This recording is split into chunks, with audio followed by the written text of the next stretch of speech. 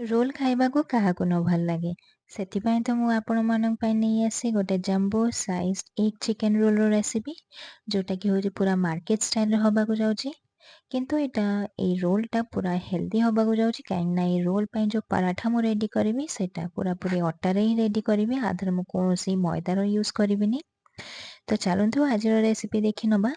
ଆଉ ମୁଁ ହେଉଛି ଅପରାଜିତା, ମୋ ୟୁଟ୍ୟୁବ୍ ଚ୍ୟାନେଲକୁ ଆପଣମାନଙ୍କୁ ସ୍ୱାଗତ କରୁଛି। ତ ଏ ରେସିପି ପାଇଁ ମୁଁ ଏଠି ନେଇଛି ବ୍ରେଷ୍ଟ ପିସ୍ ଚିକେନ୍। ଆ ଦେହରେ ଟେଷ୍ଟ ଅନୁସାରେ ଲୁଣ ଦେଇଦେବି, ଅଳ୍ପ ଟିକେ ହଳଦୀ ଗୁଣ୍ଡ, ଏଠି ଟେଷ୍ଟ ଅନୁସାରେ ରେଡ୍ ଚିଲି ଫ୍ଲେକ୍ସ, ତାପରେ ଏଠି ମୁଁ ଚିକେନ୍ ମସାଲା ଦେବି। ତାପରେ ଏଠି କଲର୍ ପାଇଁ ମୁଁ ଏଠି କାଶ୍ମୀରୀ ରେଡ୍ ଚିଲି ପାଉଡ଼ର ଦେଇକି ହାଫ୍ ଟି ସ୍ପୁନ୍ ଏଠି ଅଦା ରସୁଣ କଞ୍ଚା ଲଙ୍କା ପେଷ୍ଟ, ତାପରେ ଏଠି ମୁଁ ଦେଇଦେବି ହାଫ୍ ଲେମ୍ବୁର ରସ, ତାପରେ ଏଠି ମୁଁ କିଛି କଟା ଧଣିଆ ପତ୍ର ଦେଇଦେବି। ଆଉ ଅଳ୍ପ ଟିକେ ଗରମ ମସଲା ଦେଇକି ଭଲ କରି ମୁଁ ଏଠି ମିକ୍ସ କରିନେବି ଚିକେନ୍‌କୁ ମସଲା ସାଙ୍ଗରେ। ଆଉ ଏଠି ମ୍ୟାରିନେସନ୍ ହେଇସାରିଲା ପରେ ମୁଁ ଆକୁ ରେଷ୍ଟ କରିବାକୁ 5 to 10 ମିନିଟ୍ସ ରେଷ୍ଟ କରିବାକୁ ରଖିଦେବି। ତ ଏଇଠି ଦେଖନ୍ତୁ ଚିକେନ୍ ପୁରା ଭଲସେ ମ୍ୟାରିନେଟ୍ ହେଇସାରିଛି। ଏବେ ଆକୁ ରେଷ୍ଟ କରିବାକୁ ରଖିଦେବି। ତାପରେ ଏଠି ଗୋଟେ ଟି ସ୍ପୁନ୍ ତେଲ ଦେଇ ସାରିଲା ପରେ ଏଠି ମୁଁ ବଟର ଦେଇଦେବି, କାହିଁକିନା ବଟର ଦେଲେ ଟେଷ୍ଟଟା ଅଧିକା ଆସିଥାଏ। ଆପଣମାନେ ଏଠି ବଟର ସ୍କିପ୍ ବି କରିପାରିବେ। ତାପରେ ଯୋଉ ମ୍ୟାରିନେଟେଡ୍ ଚିକେନ୍ ଯୋଉଟା ମୁଁ 5 to 10 ମିନିଟ୍ସ ରେଷ୍ଟ କରିବାକୁ ରଖିଥିଲି, ତାକୁ ବି ଏଠି ଦେଇକି ଭଲ କରି ପୁରା ଲୋ ଫ୍ଲେମ୍‌ରେ ଫ୍ରାଏ କରିନେବି। ଆଉ ବ୍ରେଷ୍ଟ ପିସ୍ ଚିକେନ୍‌କୁ ବେଶୀ ଟାଇମ୍ ଲାଗେନି ସିଝିବାକୁ। ତ ଏଇଠି ମୁଁ ଦେଖନ୍ତୁ ପୁରା ଲୋ ଫ୍ଲେମ୍‌ରେ ପୁରା ଏଠି 1 ମିନିଟ୍ ପାଇଁ ଫ୍ରାଏ କରି ନେଇଛି। ଏଠି ଗୋଟେ ରୋଲ୍ ରେଡି କରିବା ପାଇଁ ମୁଁ ଏଠି 100 ଗ୍ରାମ ଚିକେନ୍ ନେଇଛି। ଏ ଦେଖନ୍ତୁ ଭଲ କରି ଫ୍ରାଏ ହେଇସାରିଲା ପରେ ମୁଁ ଏଠି କଟା ପିଆଜ, କଟା ଗ୍ରୀନ୍, ରେଡ୍ ଆଉ ୟେଲୋ କ୍ୟାପ୍ସିକମ୍ ଦଉଛି। ଆପଣମାନେ ଆ ଦେହରେ ରେଡ୍ ଆଉ ୟେଲୋକୁ ସ୍କିପ୍ କରିପାରିବେ। ଆ ଜାଗାରେ ଆପଣ ଖାଲି ଗ୍ରୀନ୍ କ୍ୟାପ୍ସିକମ୍ ବି ଦେଇକି ଏ ରେସିପିକୁ ରେଡି କରିପାରିବେ। ତା ଦେହରେ ମୁଁ ଦେଇଦେବି କଟା ବନ୍ଧାକୋବି, ତାକୁ ଦେଇକି ଭଲ କରି ମୁଁ ଏଠି ମିକ୍ସ କରିନେବି। ଆପଣମାନେ ଏ ରେସିପି ପାଇଁ ନିଜ ଚଏସ୍ ଅନୁସାରେ ସବଜି ନେଇପାରିବେ। ଏଠି ଆପଣମାନେ ଗାଜର ବି ଦେଇପାରିବେ, ବିନ୍ସ ବି ଦେଇପାରିବେ, ମସରୁମ୍ ବି ଦେଇପାରିବେ। ତ ଏଇଠି ଦେଖନ୍ତୁ ମୁଁ ପୁରା ସବଜି ଗୁଡ଼ାକୁ ପୁରା ଲୋ ଫ୍ଲେମ୍‌ରେ ଏଠି ଫ୍ରାଏ କରି ନେଉଛି।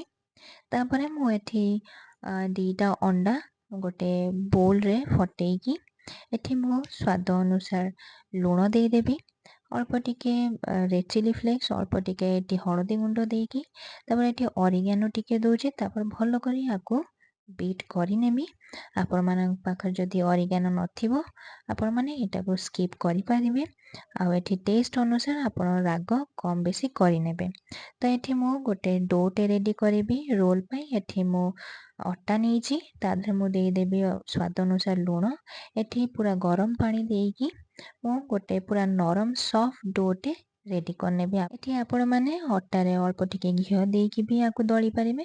ଏଠି ଦେଖନ୍ତୁ ପୁରା ସଫ୍ଟ ଡୋଟେ ରେଡି ହେଇଛି। ଏବେ ମୁଁ ଆକୁ ରେଷ୍ଟ କରିବାକୁ ରଖିଦେବି 5 ମିନିଟ୍ ପାଇଁ।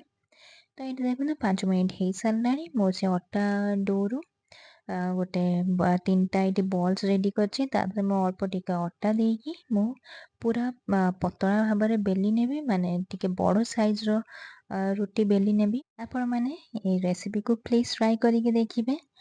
ଆଉ ଏଇଟା ବହୁତ ହି ବଢ଼ିଆ ଲାଗେ ଖାଇବାକୁ, ବହୁତ ହି ଡେଲିସିୟସ୍ ଲାଗିଥାଏ। ଆଉ ମୋର ଏଇ ରେସିପି ଯଦି ଆପଣମାନଙ୍କୁ ଭଲ ଲାଗିବ, ପ୍ଲିଜ୍ ମୋତେ କମେଣ୍ଟ କରିକି ଜଣେଇବେ। ଆଉ ମୋର ଏଇ ଭିଡ଼ିଓଟି ଭଲ ଲାଗିଲେ ମୋ ଚ୍ୟାନେଲଟିକୁ ସବସ୍କ୍ରାଇବ୍ କରିଦେବେ। ଆଉ ଭିଡ଼ିଓକୁ ଗୋଟେ ଲାଇକ୍‌ଟେ କରିଦେବେ। ଆପଣମାନେ ଚାହିଁଲେ ଏଇ ରେସିପି ପାଇଁ ଆପଣ ମାନେ ଏଇ ପରାଠାକୁ ରୁଟିକୁ ରେଡି କରିବା ପାଇଁ ଆପଣମାନେ ମଇଦା ବି ନେଇପାରିବେ। କିନ୍ତୁ ମୁଁ ଏଇ ରେସିପିକୁ ପୁରା ହେଲ୍ଦି କରିବାକୁ ଚାହୁଁଛି, ତ ସେଥିପାଇଁ ମୁଁ ଏଠି ପୁରା ମଇଦାକୁ ସ୍କିପ୍ କରି ନେଉଛି। ତ ଏଇଠି ଦେଖନ୍ତୁ ମୁଁ ପୁରା ରୁଟି ଭଲସେ ବେଲି ସାରିଲିଣି। ଆପଣମାନେ ଚେଷ୍ଟା କରିବେ ଯୋଉ ରୁଟିଟା ରେଡି କରିବେ ନା, ସେଇଟା ପୁରା ପତଳା ପୁରା ବେଲିବେ। ଏଠି ଦେଖନ୍ତୁ ମୁଁ ଭଲସେ ବେଲି ସାରିଲିଣି। ଆଉ ଆପଣମାନେ ଯୋଉ ନର୍ମାଲି ଯେମିତି ରୁଟି ବେଲନ୍ତି, ତାଠୁ ଟିକେ ବଡ଼ ସାଇଜ୍‌ରେ ଟିକେ ବେଲି ନେବେ। ଏଇଠି ଦେଖନ୍ତୁ ମୁଁ ଏବେ ଗୋଟେ ତାୱାରେ ଭଲ କରି ଏଠି ମୁଁ ପରାଠାଟାକୁ ସେକିଦେବି। ଏଇଠି ଦେଖନ୍ତୁ ମୁଁ ଅଳ୍ପ ଅଳ୍ପ ତେଲ ଲଗେଇକି, ଏଠି କିନ୍ତୁ ଫ୍ଲେମ୍‌ଟା ଲୋ ମିଡ଼ିୟମ୍‌ରେ ଥିବ, ହାଇରେ ଦେବେନି, କାହିଁକିନା ପୁରା କଞ୍ଚା ରହିଯିବ। ଆଉ ଲୋରେ ଦେଲେ ଏଇଟା ପୁରା ହାର୍ଡ଼ ହେଇଯିବ କାହିଁକିନା ଏଇଟା ପୁରା ପତଳା ବେଲା ହେଇଛି ତ ସେଥିପାଇଁ ଏଇଟା ଲୋରେ ଚେଷ୍ଟା କରିବେ ଫ୍ରାଏ ମାନେ ନ ସେକିବାକୁ। ତ ଏଇଠି ଦେଖନ୍ତୁ ମୁଁ ଭଲ କରି ଏଠି ଦୁଇ ସାଇଡ଼ରେ ଅଳ୍ପ ଅଳ୍ପ ତେଲ ଦେଇକି ଆକୁ ପୁରା ପ୍ରେସ୍ କରିକି ଆକୁ ମୁଁ ସେକି ନଉଛି।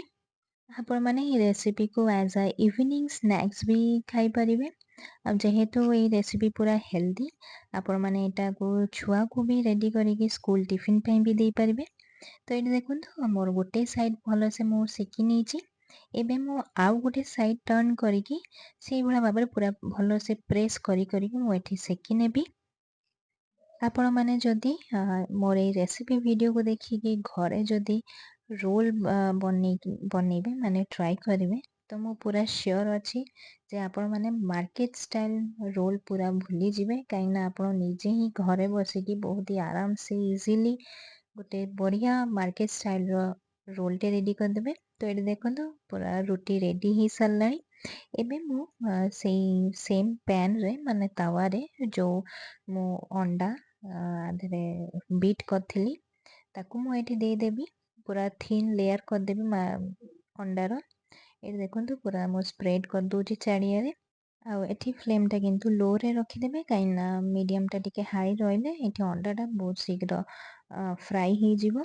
ତ ଏଠି ଦେଖନ୍ତୁ ଭଲ କରି ସ୍ପ୍ରେଡ୍ କରିସାରିଲା ପରେ ମୁଁ ଯୋଉ ପରାଠା ରେଡ଼ି କରିଥିଲି ରୋଲ୍ ପାଇଁ ତାକୁ ମୁଁ ଦେଇଦେବି ଆଉ ହାଲକା ହାଲକା କରିକି ମୁଁ ପ୍ରେସ୍ କରିଦେବି। ଏଠି ମୁଁ ଫ୍ଲେମ୍‌ଟାକୁ ଏବେ ମିଡ଼ିୟମ୍ କରିଦେବି। ଆଉ ଏଠି ପୁଣି ଥରେ ଧୀରେ ଧୀରେ କରିକି ପ୍ରେସ୍ କରିନେବି। ଏଠି ପୁରା ଗୋଟେ ସାଇଡ଼୍ କୁକ୍ ହେଇସାରିଲା ପରେ ମୁଁ ଏବେ ପରାଠାକୁ ଟର୍ନ କରିଦେବି। ଟର୍ନ କରିକି ପୁଣି ଥରେ ଆଉ ଗୋଟେ ସାଇଡ଼୍ ମୁଁ ସେଇ ମିଡ଼ିୟମ୍ ଫ୍ଲେମ୍‌ରେ ପୁରା ଭଲସେ ସେକି ନେବି। ତ ଏଠି ଦେଖନ୍ତୁ ଏଠି ପରାଠା ପୁରା ରେଡ଼ି ହେଇସାରିଲାଣି। ଏବେ ମୁଁ ଗୋଟେ ପ୍ଲେଟ୍‌ରେ କାଢ଼ିକି ମୁଁ ଏଠି ମିଣ୍ଟ ଚଟନୀ ଦଉଛି। ଆପଣମାନେ ଏଠି କେଚପ୍ ବି ଦେଇପାରିବେ। ମିଣ୍ଟ ଚଟନୀ ଦେଲେ ଟେଷ୍ଟଟା ବହୁତ ବଢ଼ିଆ ଲାଗିଥାଏ। ତ ଏଠି ମୁଁ ମିଣ୍ଟ ଚଟନୀ ଦେଇକି ଭଲ କରିକି ପୁରା ଇଭେନଲି ରୁଟି ସାରା ମାନେ ସ୍ପ୍ରେଡ୍ କରିଦେବି। ଏବେ ଯୋଉ ଚିକେନ୍‌ର ଯୋଉ ଫିଲିଂଟା ମୁଁ ଦେଇଦେବି। ଏଠି ହେଉଛି ପିରି ପିରି ମସାଲା ଦଉଛି। ଏଇଟା ହେଉଛି ଅପସନାଲ୍, ଆପଣମାନେ ସ୍କିପ୍ ବି କରିପାରିବେ। ଏବେ ଆମର ପରାଠା ରେଡ଼ି ହେଇଯିବ। ଏବେ ମୁଁ ରୋଲ୍ କରିଦେବି। ଦେଖିଲେ ତ ଆପଣମାନେ କେତେ ଇଜିଲି ଆମର ରୋଲ୍ ଏଠି ରେଡ଼ି ହେଇଗଲା। ଏବେ ମୁଁ ଆକୁ ରୋଲ୍ ପେପରକୁ ନେଇକି ଆକୁ ରୋଲ୍‌ଟାକୁ ର୍ୟାପ୍ କରିଦେବି। ଆଉ ମୁଁ ଆଶା କରୁଛି ମୋର ଏ ରେସିପି ଆପଣମାନଙ୍କୁ ଭଲ ଲାଗିଥିବ। ଭଲ ଲାଗିଲେ ପ୍ଲିଜ୍ ଟ୍ରାଏ କରିକି ଦେଖିବେ। ବହୁତ ହି ବଢ଼ିଆ ଲାଗେ ଖାଇବାକୁ। ଆଉ ଏମିତିରେ ବି ଏ ରେସିପି ପୁରା ହେଲ୍ଦି। ଆଉ ରେସିପି ଭଲ ଲାଗିଲେ ଆପଣମାନେ ନିଜ ଫ୍ରେଣ୍ଡ ସାଙ୍ଗରେ ଫ୍ୟାମିଲି ସାଙ୍ଗରେ ବି ସେୟାର କରନ୍ତୁ। ଆଉ ମୋର ଏଇ ଭିଡ଼ିଓଟି ଦେଖିବାରୁ ଆପଣମାନଙ୍କର ବହୁତ ବହୁତ ଥ୍ୟାଙ୍କ ୟୁ। ଆଉ ପୁଣି ଥରେ ଦେଖା ହବ ଆଉ ଗୋଟେ ନୂଆ ଭିଡ଼ିଓରେ।